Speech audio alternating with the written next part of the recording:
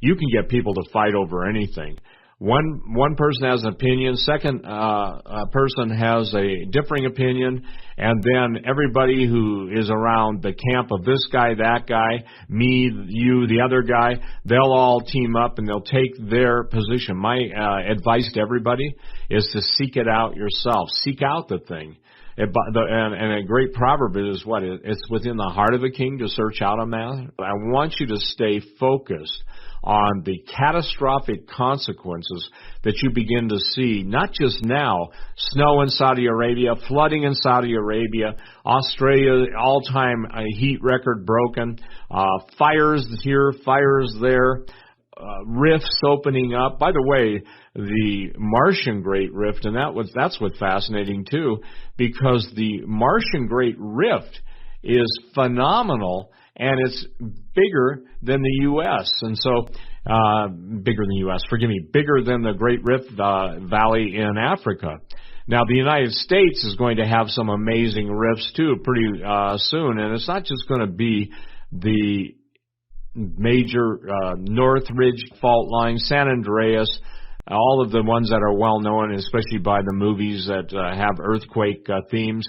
It's going to be some obscure faults that trigger some of the biggest quakes in our history. And this is astonishing because as Astra, the planet, was taken out of existence, the calculation of the speed of those asteroids of a basically broken in piece planet were traveling at somewhere around 25,000 miles per hour. And what's important for you to know in the book of Job, 9:5-9 has to say, and it's talking about God. Suddenly he, God, moves the mountains, overturning them in his anger. He shakes the earth to its foundation. The sun won't rise if he commands it so. Only he has stretched the heavens out and stalked along the seas. He made the constellations, Bear, Orion, and Pleiades, and the constellations of the southern zodiac. Well, that's pretty interesting because he moves the mountains. Somebody said, well, that man can make the mountains move, and I got news for you. I'd say go to the book of Job, and you'll find out something else that's interesting. Now, I'm going to touch on Bode's law. The Bode's law is the rough rule that predicts the spacing of the planets in the solar system. The relationship was first pointed out by Johann Titius in 1766 and was formulated as a mathematical expression by Bode in 1778. The law relates the mean distance of the planets from the sun to a simple mathematic progression of numbers. Listen to this. To find the mean distance of the planets beginning with the following simple sequence of numbers, 3, 6, 12, 24, 48, 96, 192, 384. And just notice everything's doubling. With the exception of the first two, the others are simply twice the value of the preceding number. Add 4 to each number. And listen, 4.7, 10, 16, 2.8, 52, 100, 196, 388. Then divide by 10. The resulting sequence is very close to the distribution of the mean distance between the planets from the sun. This is how they can calculate that obviously between Mars and Jupiter, this planet we're calling Astra existed. So when you look at, let's just go this way. Mercury is 0.4, Venus is 0.7, Earth is 1.0, Mars 1.6, 2.8 would have been Astra, Jupiter 5.2, Saturn 10, and Uranus 19.6. And if you look at the actual distance, you're looking at 0.039 or 0.39, 0.72, 1. Earth and is the same on its actual distance as its Bode's law. Mars 1.52, actual distance or AU, astronomical units, 1.6 under Bode's. Jupiter is 5.2 on Bode. Saturn 9.54 against Bode's law 10, Uranus 1919 versus 19.6. So what does this mean? This means some phenomenal design in placing. It also explains why Mars can have the pockmarked judgment, if you will. It's my contention that the fallen angels lived on Mars. It's my contention that the United States, has a base under Mars. It's my contention that Mars is habitable. It's my contention that Mars has been one of the first places when we reverse engineered the 1947 Roswell and other crashes that we went and established a base on. As a matter of fact, I've been told by people that the name of the base is the same as David Flynn's book, Cydonia. So when you look at all this cool stuff and the mathematical distances, and you find out that the Bode's law works for moons around planets too, in the same way that I just defined Bode's law versus astronomical units, you come up with the idea that not only did he who made all this and made it with such mathematical perfection, but by the laws that we understand, especially Roche's limit, that God's the only one I know that can move planets at will, and He's the only one that can protect from straying asteroids or the planet coming in to our celestial sphere. Ladies and gentlemen, I started out this with the book, and I think it's critical, Atlantis, the Antediluvian World. Let me make sure you can see that again.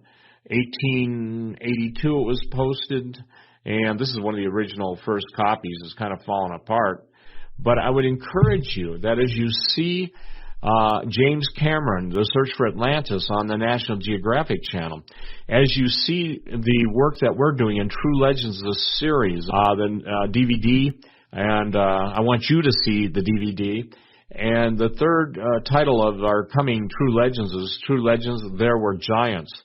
I promise you that you will not be able to escape the fact that not only they're here now, as we've laid out, L.A. Marzulli, myself, the pilot, Tim, but when you see what is going on in Sardinia, when you see that even the Nuragi and the Nuragi culture was beyond the Pillars of Hercules, if you take that meaning the Gibraltar area, and out into the Cadiz, Spain, and the bays off of the southeastern coast of Spain, you'll understand something, that the residue and the remnants of this catastrophic judgment on Atlantis is soon to break forward. So watch for that. It will start to take hold of the headlines. How do I know this?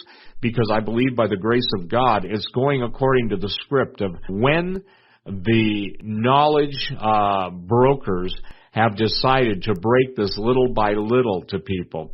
All of a sudden, they're going to keep us occupied, and then we're not going to really, I would say, truly be able to cognitively assess the danger that this planet is in.